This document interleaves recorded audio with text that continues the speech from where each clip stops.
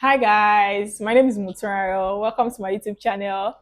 On this channel, I'm going to be talking a lot about tech, career advice, and then interviews with like amazing people. Today, I have my dear friend here, Funke. She's going to be walking us through a career trajectory. How she's a technical writer, by the way. So, the first thing is, can you introduce yourself to our audience? Hi guys, my name is Funke Olasupo. I work as a technical writer. On some days, I don't know what I'm doing. On some other days, I think I'm doing my job. Um, I've been working in tech for a couple of years now, say five actively. And then, those previous years when you're just trying to find your footing and all of that. So, am I supposed to start with background now? Just what I do. Or you can just tell us how you started as a technical writer and Awesome. progress so far. Oh, okay, great. So I used to be an engineer. First of all, WordPress days. Did a couple of food websites for my favorite food with WordPress, and I did that for a while. And then I moved to engineering when the whole front end and back end buzz was, all about the place. And then I was actively working as a backend engineer for a company for a couple of years, for a Nigerian startup. And then in the middle of that, I realized that there's something called technical writing. And for those that are very familiar with technical writing, there was a period where there were millions of guest author programs everywhere.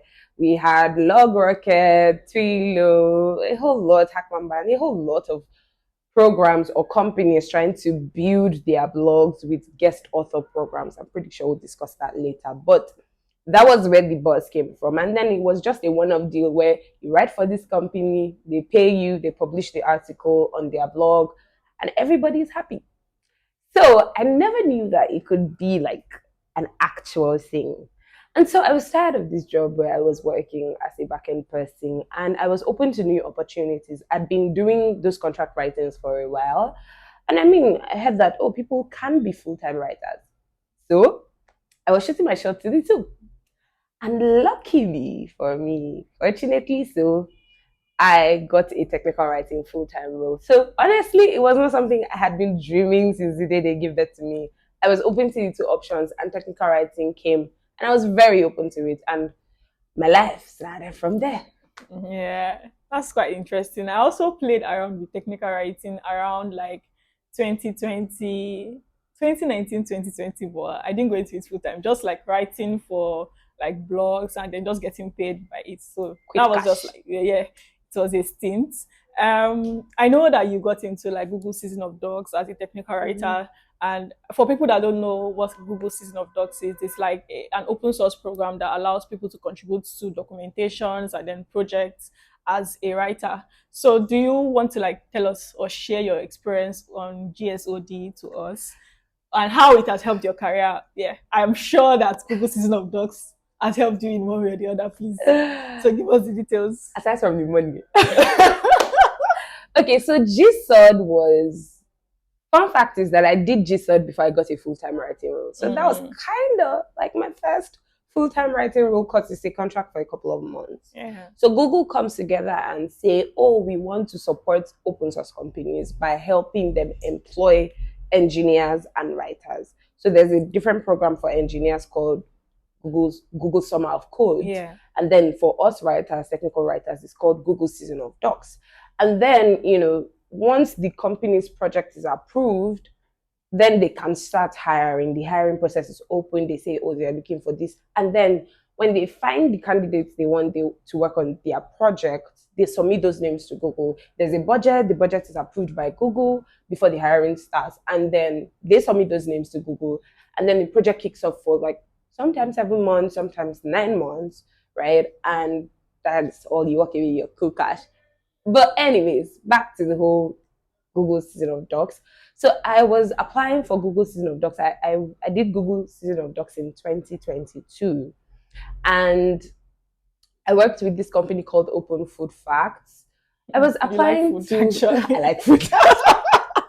So I I don't know. That was just so much of a coincidence because I had applied to other companies. Trust me, there was Async API that year. There was Moja Global. I think I'm not very sure, but yeah, I was applying. I was doing the whole contract writing thing, and I mean, there was money in GSoD because you're paid like thousands of dollars for that period, right? Depending on what the budget of that particular company was. Mm-hmm. So I was shooting my shot. Honestly speaking, this was supposed to be a test year. I was like, okay, let me see how Google Technical Seasonal writing Docs is so that I would fire brigade in 2023.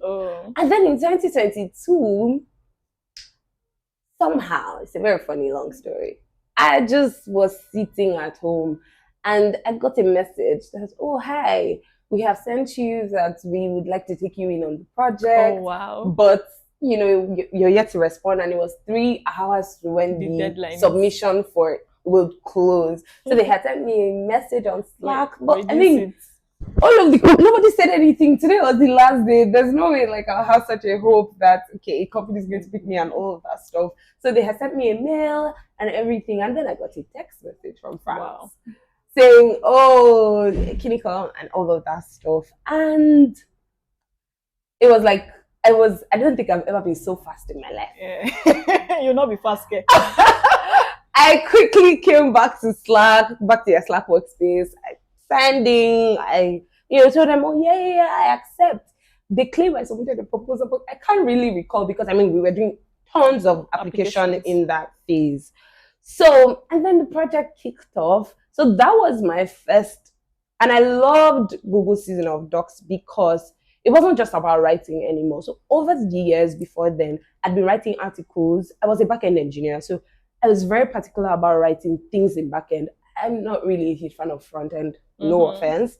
So, but nearly every piece I wrote has to do with systems, engineering, backend providers, how to do this. And I worked with Laravel very well. So a lot of how to do these things with Laravel. So they were engineering focused articles that I was writing. But GSoD gave me another experience. GSoD gave me the Open API experience. The entire project was about building an Open API specification for that company for all of their APIs, right? So it was a whole different ball game entirely. It was my first time with Open API. I learned some valuable lessons that I still use at work today. Wow. From GSoD. So I loved it because it wasn't just about me coming to write blog posts, user guides, user manuals, which would be the regular. I think that was one of the huge, minus finance, that's probably like one of the biggest career push that I had ever had. And I mean, then talk about the fact that open source barrier sometimes as a writer, it's now that we are evolving at 2021, 2022, we were still having frictions. So, I mean, I was excited. Oh, finally, I'm working in something open source, like fully, like my contributions. Because everybody's engineering. Yeah, so, and my contributions are going to be recognized and all of that stuff. So it was lovely. It was beautiful. It was one of the best 9 months of my life. My friends will call that project my baby. And truly, it was my baby. So now you currently work as a technical writer. What's like the career difference? You know, as a backend engineer, you are maybe behind the scenes, even technical writing too, but you have to speak to a lot of people, right? Backend engineer, you're probably just talking to your manager or PM. Like, what's the difference? How do you feel about the change? I know, I mean, you're excited, but I mean, tell us. Honestly, I think that if backend engineering came first, I'd have picked it. I was not very particular, to be honest. But I mean, I've done writing for over 2-3 years now, full time, and I honestly don't know because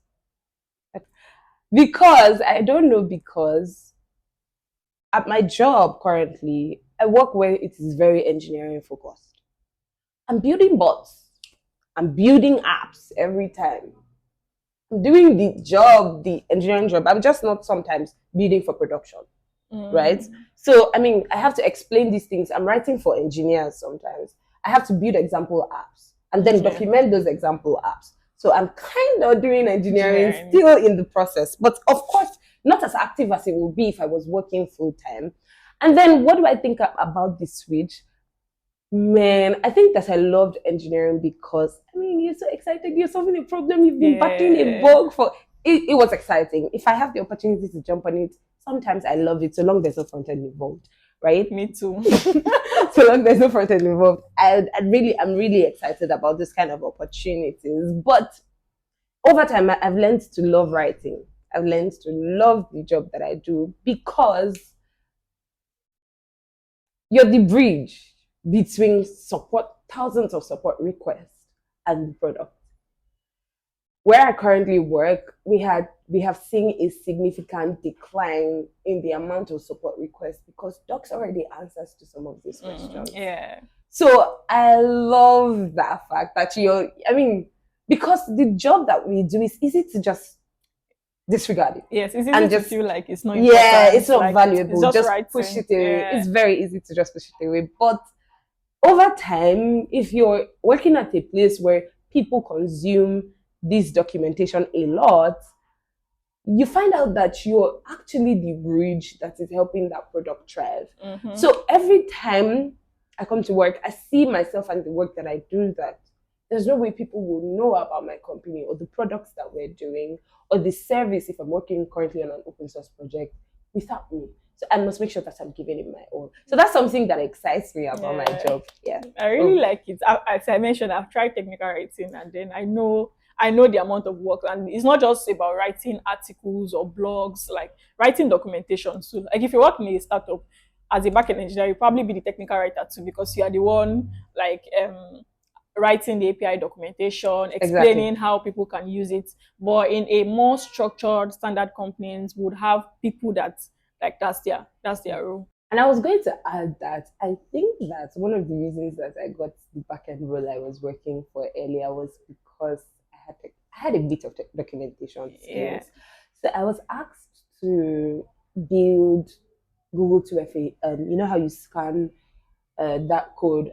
2FA, yeah. Yeah. 2FA, yeah. So I made the guide and then I documented it. Mm-hmm. I wrote an article in the GitHub README about my entire process. Like if you wanted to do this thing, you could follow these steps and implement Google 2FA with Laravel. Later, when I joined the company, I found out that they were saying, you know how these issues we have that it worked on my laptop, it's not working on your laptop. Good. So my team lead was saying, that my project never worked. It was trash. But the reason why they knew that I worked on this thing was because my README was an entire guide documentation of how I implemented 2FA. Mm-hmm. That was how I got the job. I believe, I don't know, I think so. But yeah, that was how I got the job. So those skills have been innate. Even as a backend person, you're already building documentations for your API, or you're writing Postman at least at base. So I think that it has been calling me for a while. Mm-hmm. So a lot of people ask me all the time, like, I mean, about technical writing, right? Like, how do you get started in technical writing? I mean, I even see questions about it online. Do I have to learn tech? Do I have to be an engineer? I have to be a technical writer? And now, so you can help us like explain that. Awesome. So this is my opinion, right? Based on my experience. I do not think that you can take away the word technical from technical writing. Okay. I struggle with the notion when I see it on Twitter. As much as we're trying to encourage people to go for non-coding rules, technical writing is no code sometimes, but it's very technical. Yes. So I just said before that sometimes I'm building apps. Sometimes I'm building bots. I have a friend that works as a blockchain writer. Sometimes he's building stuff. Yes. And there is no way you're going to come from a PM background or a support background to do it without actually getting those technical skills. So my advice, it's not even an advice. I think that it is very mandatory. It is very compulsory. It is very important. I mean, can you transition from a non-technical role? Yes, but you will struggle a lot more. You will struggle a lot more. And if you successfully pass that phase, I'm rooting for you, right? But if you would find a place where you would have to struggle less and have that transition more seamlessly, my advice will be to pick up something technical first. Mm-hmm. How am I writing for people that are technical when I'm not even technical? Yeah. It doesn't make any sense, Mm-hmm. right? Except you're fortunate enough to go into a company that maybe just has you writing user guides. Mm-hmm. Lucky you. Maybe just has you writing how to use their apps.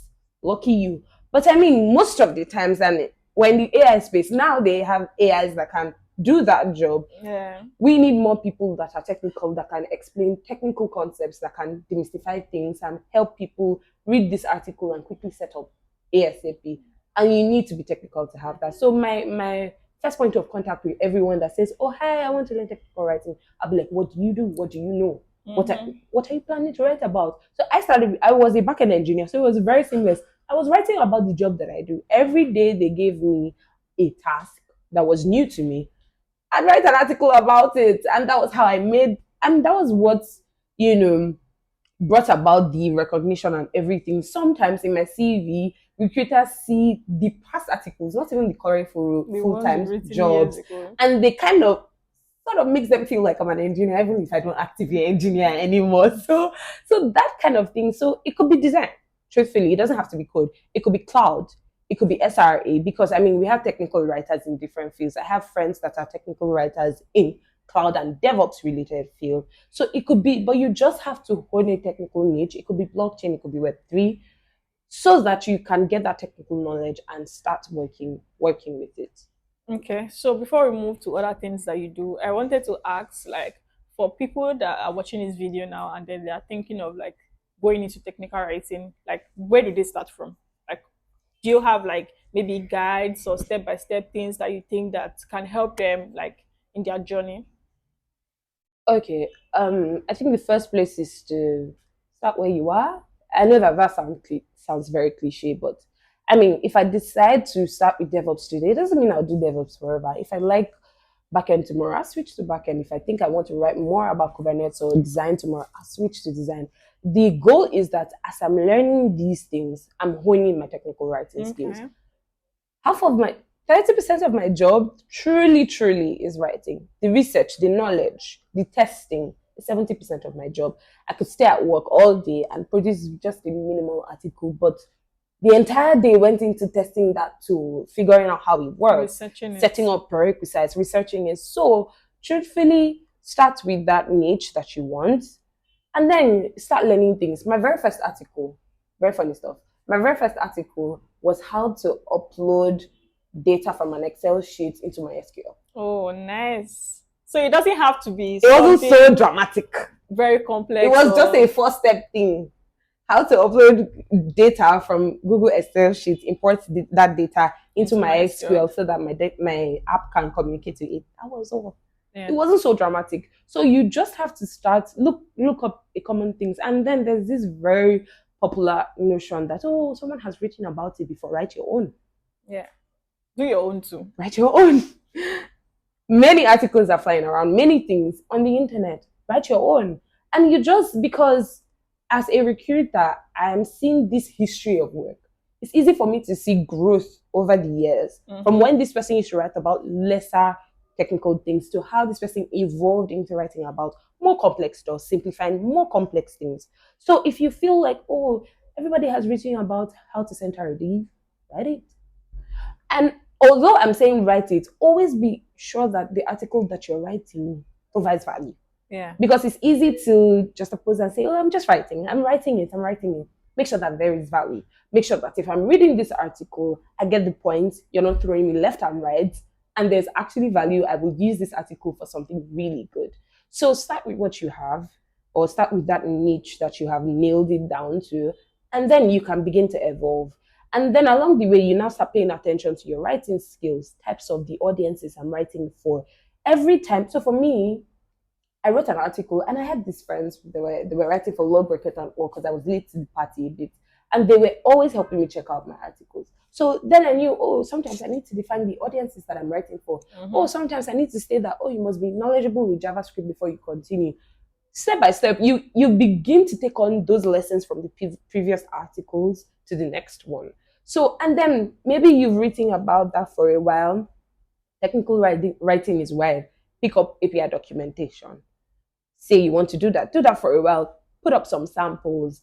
learn about documentation tools, know how to use Markdown, know how to do a couple of docs as code related stuff. So at least have a sample project that shows where you use docs as code, because now most companies, the tools that they use is docs as code. Yeah. Now tell me, if you don't have any technical knowledge, how do you want to write with docs as code? So that's where the most of the conversations is, and then you begin to evolve and then write about different kinds of articles, pick up different kinds of skills, pick up different niches, try to explain them, and all of that stuff. Yeah, thank you so much. In fact, even me, I found it valuable, right? Thank you. So the summary is, don't overthink it wherever you are in your career journey, especially if you are trying to do technical writing. Just start. As you will progress, your articles will get better. Things you are working on, you start seeing more clarity. Yes. So back to my next question now. So I want to ask you, how do you assess opportunities in technical writing? I know you mentioned writing as a guest author for all these popular blogs, and now you work full time as a technical writing for as a technical writer for a global company. So how do you assess opportunities both locally and like globally? How do you assess these opportunities? So it depends, because it's been a while I've been in the job market. So, but it depends. Truthfully, I started out with open source. I was switching to open source companies. I can speak for a couple of my friends that have gotten jobs recently. Some of us that did GSoD eventually became full time in those GSoD Okay. companies. I think that if some companies had the funding, they would like to retain. They'd like to retain you in the company.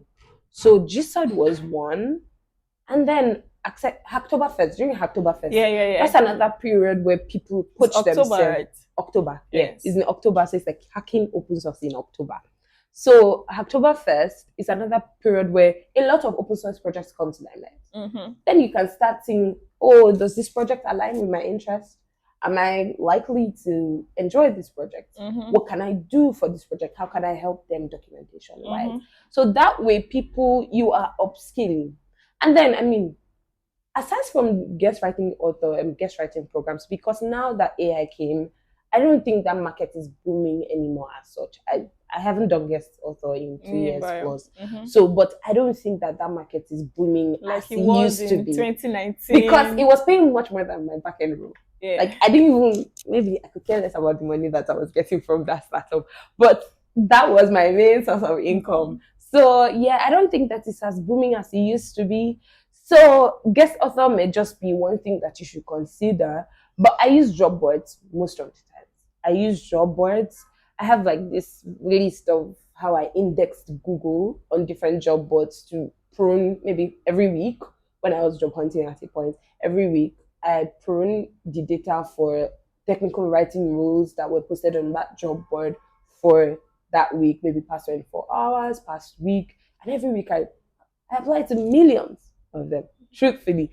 You can apply to one and just, wait, yes, especially as a yes, yes. Nigerian living in Nigeria. Honestly, I got one opportunity one time, and I could tell you that I never remembered when I applied for the job. The only thing I could trace it back to was, oh, hi, your first interview with us is this day and this day. I can't remember when I applied. So I indexed multiple job boards. That was something I got from a friend of mine, Idris, so kind of him. And I just prune through every week. I'm applying. My CV and my cover letter is open. If I need to make some tweaks that align, because most of the times your CVs are passed through ATS scanners yes. and all of that stuff. If I need to tweak a couple of tones and languages in the CV to match what's on the job prerequisites, I do it. So my CV and my cover letter is in a very editable format. So, and then I download for that particular role and then I apply. So job boards, guest writing programs, open source, and then maybe communities sometimes are good ways that you can try to access global opportunities. I do not know how the market is in Nigeria for technical writing because I haven't worked with a Nigerian, but I've seen a few. Yeah, I wouldn't be able to recommend. Okay. So on GSoD, I know you said that the opportunity for your first job came from Google Season of Docs. So if GSoD is simply Google Season of Docs, can you give us, or can you give the audience like tips on how to get in? I know you said you can't remember because you were testing it, but if you in the application process you applied to quite a number of companies, Yeah.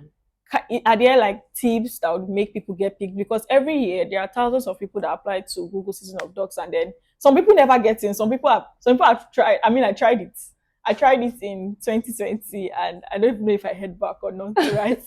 So, can you share with us maybe something? Maybe there was, of course, they always say there's an OT for whatever you're trying to do. Like, Mhm. yeah, the OT.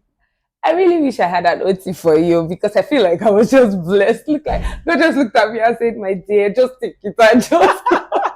But for real, common things. So I had an interview with Linda Ikechukwu a while back in our year. I and a couple of my friends, Amarachi, Fortune Ikechi, Amarachi Ihenacho, we were in GSoD that year, and then she did an interview article with us. Okay. I can share you the link. I think that would give a more holistic view from three different points of view how their application processes went.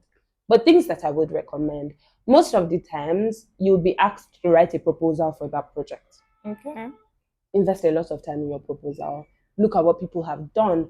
The good thing is on GSoD, you can see past years And their what the proposal. proposal was, what the finished job was. Like you can be able to get insights from how, and then companies that have been doing stuff over the years. For example, for Google Summer of Code, my company has been doing Google Summer of Code for 8 years at a Okay. stretch. So like, if I was trying to go into Google Summer of Code, I'll look at what was going on in the past years, look at what came out, what can I take from here to strengthen my application or something like that.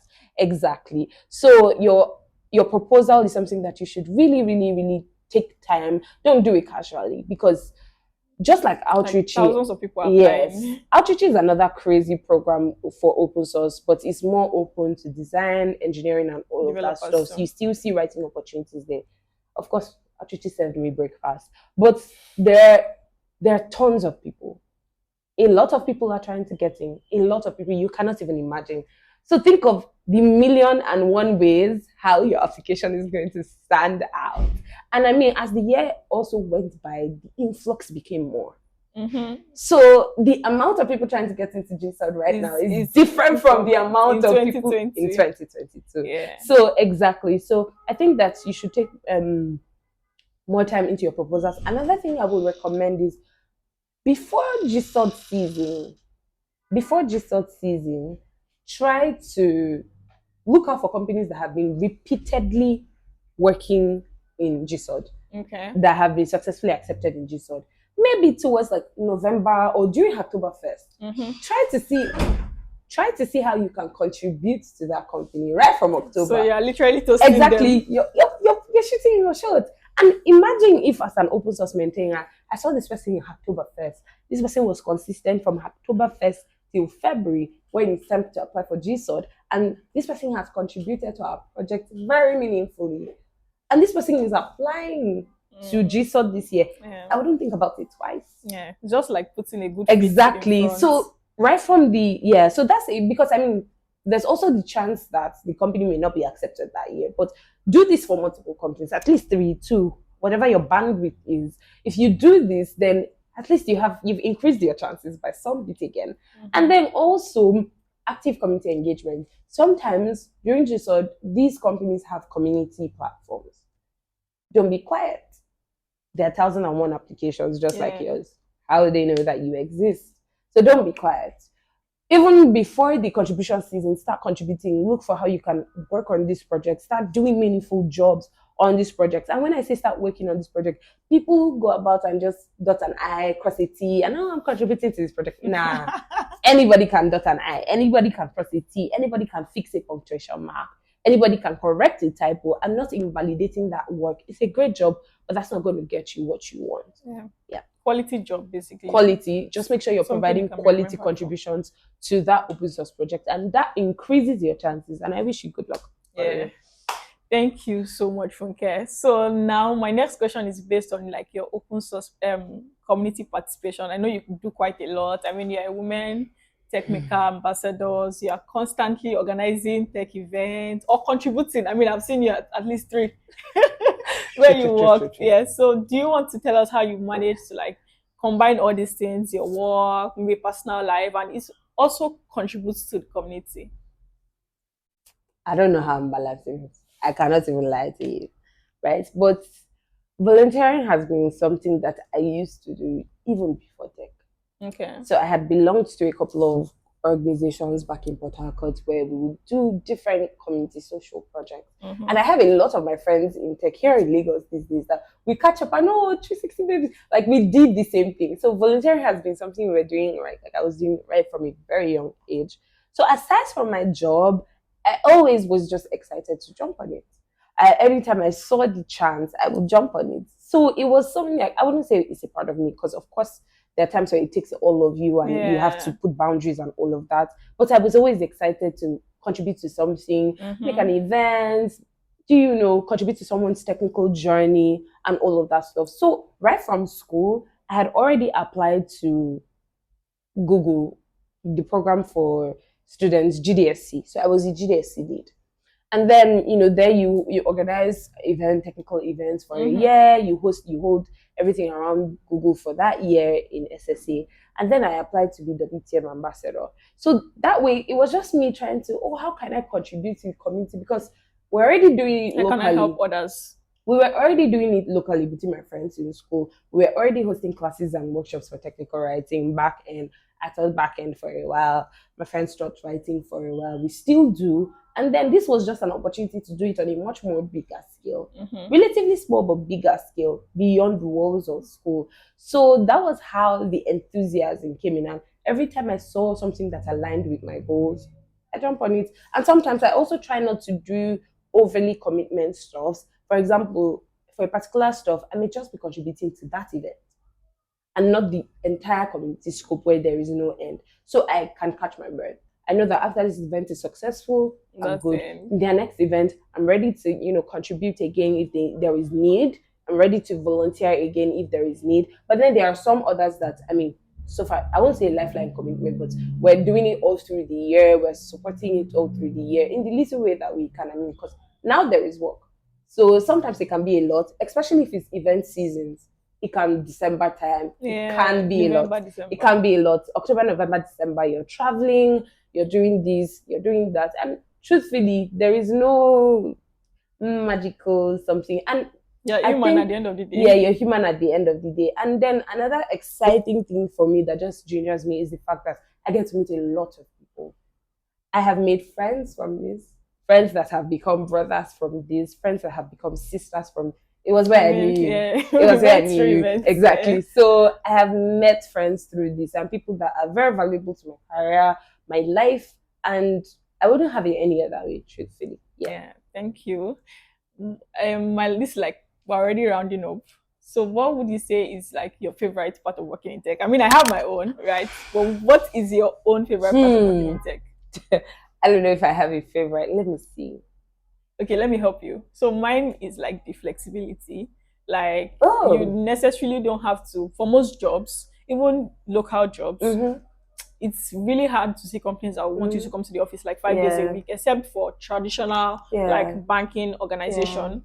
But like for most startups, you can Mm-hmm. work like fully remote, maybe just meet once in a month, Mm-hmm. or you can even do like maybe hybrid. Mm-hmm. But like I've been working fully remote since COVID year. Mm-hmm. So that's one of my favorite part, the Mm-hmm. flexibility. Let's forget every other thing. But that flexibility, I like to be in charge of my time. I mean, I can wake up in the morning, go to the gym, Yeah. and get back home before Yeah. 9 and still like do my job. I'm going to like start from there. The Okay. flexibility is amazing. I really like you. I got my first job as a student. Okay. Yeah, I got my first job that's a good as thing. a student. You probably never be able to work as a student As in a a student traditional in my final year. So in my final year, funny stories. I hope my parents don't watch this. But funny story, in my final year, I was considering leaving school. Hey. And I was the book person. I wasn't someone that was not serious with my studies. I was very serious with my studies, don't get me wrong. But it was a lot. It was a lot. I mean, I think that the only way I was able to cope was through friends. It was a lot. I cannot even begin to recount. I was like, who sent me? I was reconsidering the whole school idea. But then every time I'm like, Funke, you know what? It's 4 years you've done, just 1 year, and you're going Just to be out. finish. Yeah. But I was in charge of my time. Sometimes, yes, I have to stay up late to cover up because I went to school for something. Sometimes, oh, yes, I have to, go and come back and put in some extra hours. But I was totally in charge of my time. We're having this podcast on a working day. Yeah. And I'm going to go back and I'm still going to do my 8 hours complete I'm still going to do my, job time complete and all of that stuff. So I like the fact that I'm in control of my time. If I need to show up for family, if I need to show up for friends out of my entire family, I'm probably the first they will call to show up because I can easily give you 1 hour or two Mm-hmm. without, so long it doesn't clash with my meetings. And then another thing that I would just like to say is I got to meet a lot of people outside even Nigeria. Okay. It's a flex for me because I've learned about cultures. I kind of sometimes I feel like I'm living in another Multiple, country, yeah. yeah, because I'm having conversations with my colleague, and sometimes it enters into how this country is and that country is, and we're having conversations. If I travel, I kind of know what to expect. We're building relationship. I have very good friends from my current company that have even gone to other companies, and I know that if I had an engineering problem, You can. I wouldn't think twice. I can really pick up my phone and say hi, and and they're ready to jump at it. Yeah. So I've built very good relationships from working, I mean, remotely and flexible, global opportunities and all of that.